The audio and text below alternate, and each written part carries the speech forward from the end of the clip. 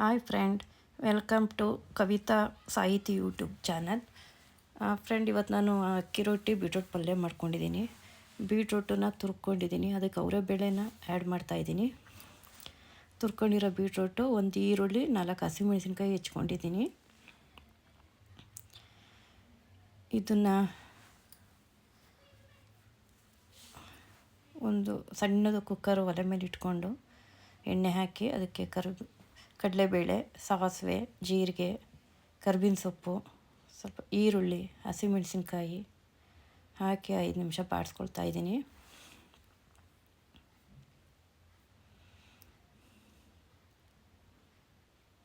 ಇದಕ್ಕೆ ಅವರೇ ಬೇಳೆನೂ ಇದಕ್ಕೆ ಹಾಕ್ಕೊಳ್ತಾ ಇದ್ದೀನಿ.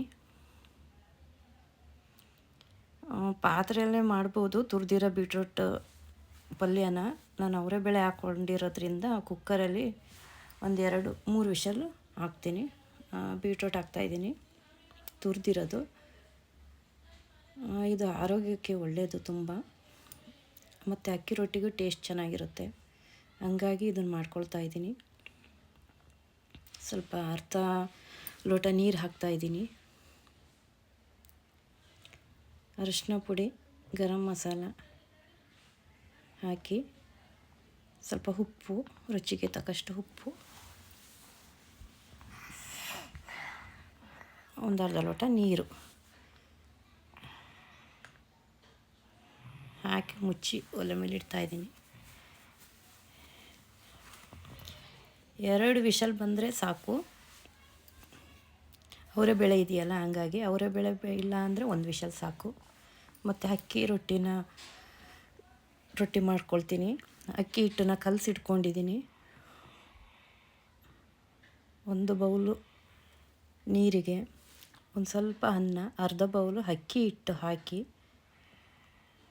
ಕಲಿಸ್ಕೊಂಡು, ನಾನು ಅಕ್ಕಿ ರೊಟ್ಟಿ ಯಾವಾಗಲೂ ಹಿಂಗೆ ಮಾಡೋದು. ಲತ್ತಣಿಗೆ ತಗೊಂಡು ಚೆಂದ ಉಜ್ಜುತ್ತೀನಿ. ಅದು ಎಷ್ಟು ತೆಳ್ಳ ಬೇಕಾದ್ರೂ ಉಜ್ಕೊಬೋದು, ಅಗಲ ಬರುತ್ತೆ. ನನಗೆ ರೊಟ್ಟಿ ಮಣೆ ಸ್ವಲ್ಪ ಚಿಕ್ಕದಿರೋದ್ರಿಂದ ಅದು ಎಷ್ಟು ಅಗಲ ಇದೆ ಅಷ್ಟು ಅಗಲ ಉಜ್ಕೊಳ್ತಾ ಇದ್ದೀನಿ ಅಷ್ಟೇ.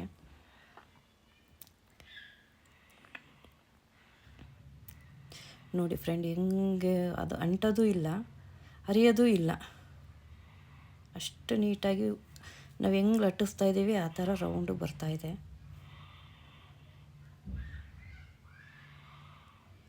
ಹಂಚ ಮೇಲೆ ಹಾಕ್ತಾಯಿದ್ದೀನಿ. ರೊಟ್ಟಿ ಬೇಯೋದು ಸ್ವಲ್ಪ ಲೇಟ್ ಅಲ್ವಾ, 1-2 ನಿಮಿಷ ಕಾಯಬೇಕು. ಸ್ವಲ್ಪ ನೀರು ಚಿಮುಕ್ಸಿ ಸವರಿಸ್ತಾ ಇದ್ದೀನಿ ಎಲ್ಲ, ಇಲ್ಲಾಂದರೆ ಹಿಟ್ಟು ಹಾಗಾಗೇ ಇರುತ್ತೆ. ಕೆಳಗೆ ಲಟ್ಸಕ್ಕೆ ಹಿಟ್ಟು ಹಾಕಿರ್ತೀವಲ್ಲ ಅದು. ಇನ್ನೂ ಅದು ಬೆಂದಿಲ್ಲ. ಈಗ ನೋಡಿ ತಿರುಗಿಸಾಕ್ತಾಯಿದ್ದೀನಿ. ಒಂದು ಸೈಡ್ ಸ್ವಲ್ಪ ಬೆಂದಿದೆ. ಇದು ನಾನು ಮುದ್ದೆ ಮಾಡ್ತಾರಲ್ಲ ಆ ರೀತಿ ಮಾಡ್ಕೊಂಡಿರೋದು ಅಕ್ಕಿ ಹಿಟ್ಟು. ಅದು ಅದರಲ್ಲೂ ಸ್ವಲ್ಪ ಬೆಂದಿರುತ್ತೆ. ಜಾಸ್ತಿ ಏನು ಗ್ಯಾಸು ಖರ್ಚಾಗಲ್ಲ. ನೋಡಿ ಫ್ರೆಂಡ್, ಅಕ್ಕಿ ರೊಟ್ಟಿ ಪಲ್ಯ